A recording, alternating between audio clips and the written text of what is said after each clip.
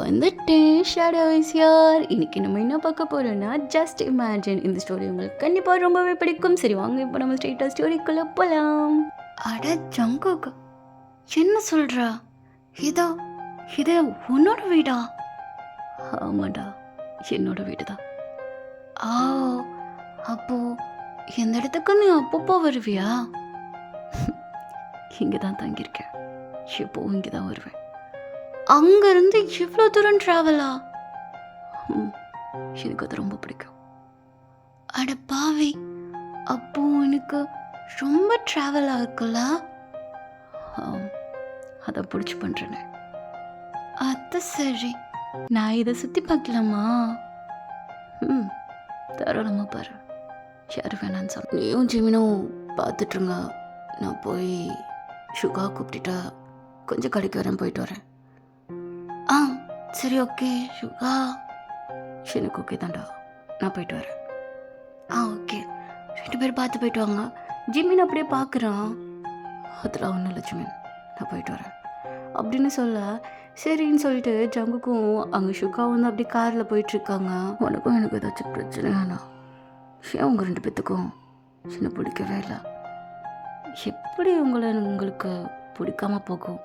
அவங்க ஸ்டோரிஸ்னால் எனக்கு தான் ரொம்ப இஷ்டமாச்சு அப்படின்னு சொல்கிறப்போ ஜங்குக்கு அப்படியே டர்ன் பண்ணி பார்க்குறான். ஓ தெரியுமா என்ன? நல்லாவே தெரியுமே. இப்போ போயிட்டுருக்க ஸ்டோரி கூட அந்த இமேஜின் உங்கள் ஸ்டோரி தான் போல. டேங்க் இது தெரியுமா? ஏன்னா ரீசெண்டாக அவன் உங்களோட ஸ்டோரிஸை பார்க்குறதில்ல, உங்கள் ஸ்டோரிஸோட பெரிய ஃபேன் அவன் தான். ஜிமினா, இன்னுமே இதுக்காண்டி எப்படி கோபமாகவே இருக்கீங்க? கொஞ்சம் ஜாலியாக இருக்க வேண்டியதானா? இன்னுமே என் மேலே ஏதோ கோவமா? டேய், யாரா நீ? உன் மேலே கோபத்துக்கு நான் யாரு? என்ன எப்படி கேட்டுட்டீங்க? நான் யாருன்னா உங்களுக்கு நான் தம்பி. ஆமாண்டா, அதாவது உன் மேலே எப்படி என்னால் கோவப்படாமல் இருக்க முடியும்? என்னால் கோவமே பட முடியலடா. அந்தளவுக்கு என்ன உனக்கு என்ன பிடிச்சிருக்கு, எனக்கு ஒன்று ரொம்ப பிடிச்சிருக்குடா, அப்படி சொல்ல வரேன்.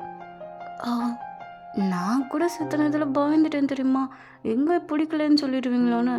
ஆனாலும் நீங்கள் ரொம்ப மோசம்தான் தெரியுமா. அரி நானா எல்லாம் அப்போ சொல்லி சுற்றிட்டு இருக்கானுங்க. ஆனால் ஜிமினா நீங்கள் ரொம்ப நல்லவங்க, எனக்கு ரொம்ப பிடிக்கும் உங்களை. அடேங்கப்பா, ரொம்ப வயசுக்காத. உங்கள் நல்ல மனசு யாருக்குமே புரிய மாட்டேங்குது ஜிமினா. இந்த வீடுமே பார்க்க ரொம்ப அழகாக இருக்குல்ல?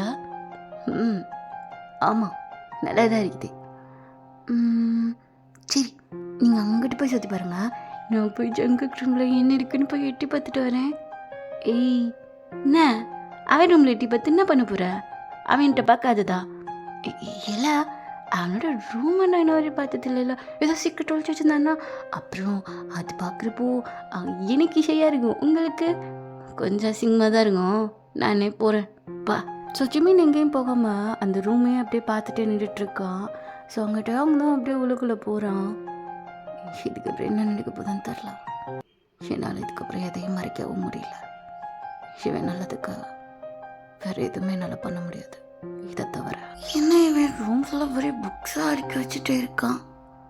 ஓ, இவனுக்கு ஸ்டோரிஸ் கேட்குறது பிடிக்குமா? இது தெரியாமல் போச்சு. Just imagine.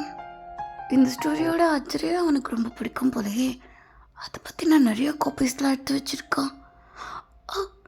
ஜஸ்ட் இமேஜின் சொன்ன பிறகு தான் ஞாபகம் வருது.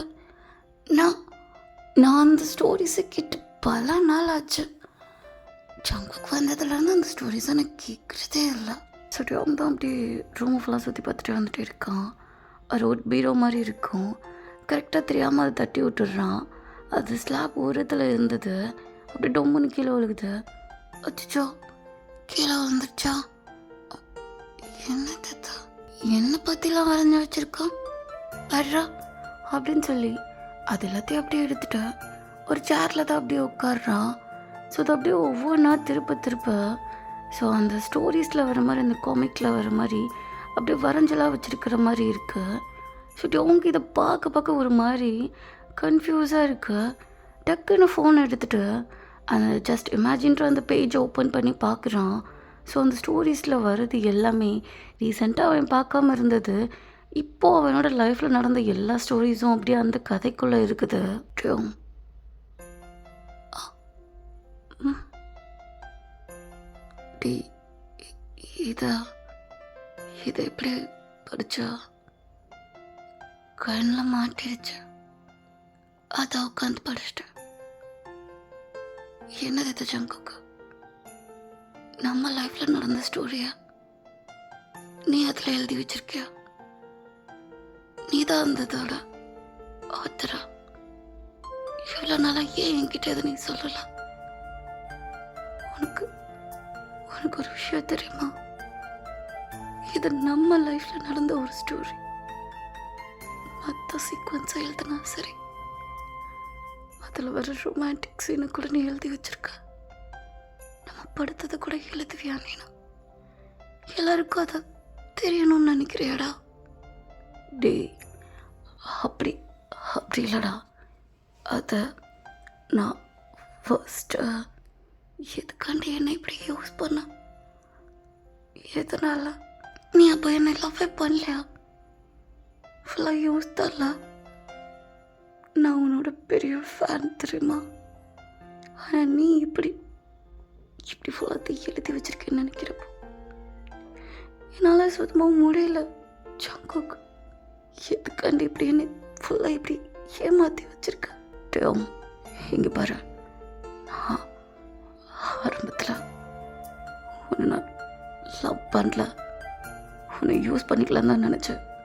நீ வந்த கிஸ் பண்ண, நீ அதுக்கப்புறம் லவ் பண்ணுறேன்னு சொன்ன, அதை ஏற்றுக்கிட்ட. ஆனால் எனக்கு உன் மேலே லவ் இல்லை தான். போதும், இதுக்கு மேலே நான் ஏதோ கேட்க விரும்பல. நீயே சொல்லிட்டியே லவ் லவ் இல்லைன்னு பண்ணலன்னு. இதுக்கு மேலே நான் எதுக்காண்டி நீ சொல்கிற எல்லாத்தையும் நான் கேட்கணும்னு நினைக்கிறேன். யூஸ் பண்ணதுக்கு ரொம்ப தேங்க்ஸ். மொத்த உலகத்துக்கு போட்டு கட்டினதுக்கும் அதுக்கு ரொம்ப ரொம்ப என் வருத்தத்தோட உனக்கு நான் தேங்க்ஸ் சொல்லிக்கிறேன். எனக்கு இதுக்கு மேலே உங்ககிட்ட பேசுகிறதுக்கு ஒரு விருப்பமும் கிடையாதுடா. தயவு செய்து என் கூட நீ பேசுகிறத டி அப்படி மட்டும் சொல்லாத. ஸோ அவங்க சுகாதும் ஜிமினும் அப்படியே உள்ளுக்குள்ள வராங்க. டேம், நீங்கள் முன்னாடியே சொன்னீங்க, நான் நம்பியிருக்கணும். இப்போ எல்லாமே ஏன் தப்பு தான். ஏமாந்துட்டு வந்து நிற்கிறேன். பையன் என்னை ஏமாத்திட்டான். எனக்கு பிடிச்ச ஒரு பையன். நான் இமேஜினேஷனில் எப்படியெல்லாம் நினச்சேனோ அந்த ஒரு பையன் என்னை டோட்டலாக ஏமாத்திட்டான். மொத்தமாக இதுக்கு மேலே என்னோட லைஃப்பில் வேறு என்ன வேணும்? ஒரு நல்ல லவ் கிடைக்கணும்னு நினச்சேன், தப்பாயிருச்சு. இனிமேல் லவ்வே வேணான்னு நினைக்கிறேன் அப்படின்னு சொல்லிட்டா அவங்க ஒரு மாதிரி அழுதுகிட்டே அந்த இடத்த விட்டு அப்படியே குடுகுடுன்னு ஓடி போகிறான். ஸோ அவங்க ஜங்குக் தான் அப்படியே பின்னாடியே ஓடி போகிறான். அவங்களோட கை அப்படியே பிடிக்கிறான். ப்ளீஸ் தயவு செய்து இனிமேல் பக்கத்தில் வரணும்னு கில்ட்டியாக இருக்குன்னு அதை சமாதானப்படுத்துறதுக்காண்டியும் என்கிட்ட வந்து இந்த மாதிரி பேசாத, இந்த மாதிரி வந்து நிற்காத, வேண்டாம். எப்படியோ வேறு யாராச்சும் அதுக்கு தப்ப கிடைப்பாங்க. போய் அவங்க கூட எப்படினாலும் போய் இருந்துக்க. என்கிட்ட அப்படி வராத. ஸ்டோரிஸ் காண்டில் என்னால் உங்ககிட்ட ஹெல்ப் பண்ண முடியாது ஜங்குக். எனக்கு அது வேண்டாம். தயவு செய்து விட்டுடா. நான் அந்த மாதிரி ஆள் கிடையாது அப்படின்னு சொல்கிறப்போ ஸோ ஒரு மாதிரி ஜங்குக்கு ரொம்ப கஷ்டமாக இருக்கு. அவன் ஒரு மாதிரி அவங்களுடைய காலை பிடிச்சி அப்படியே உட்காந்து அழுக ஆரம்பிக்கிறான். ஸோ ஆனால் டேங் தான் அப்படியே காலை உதறி விட்டுட்டு அவன் வாட்டுக்கு நடந்து போயிட்டுருக்கான். ஸோ அவங்க ஜிமினும் சுகாவும் தான் அப்படியே ஜங்குக்கு முன்னாடி வந்து நிற்கிறாங்க. உனக்கு இதெல்லாம் தேவைதான்டா. அங்கே நீ எந்த அளவுக்கு யூஸ் பண்ணி நினைக்கினே தெரியாதுன்னு நினச்சிட்ருக்கியா? ஜிமின், போதும், ஸ்டாப் பண்ணா. எதுவும் பேசாத, சும்மா ரிஷுகா. எல்லாத்தையும் பண்ணிட்டு இப்போ வந்து என்ன நல்ல மாதிரி நடிச்சிட்ருக்கானா?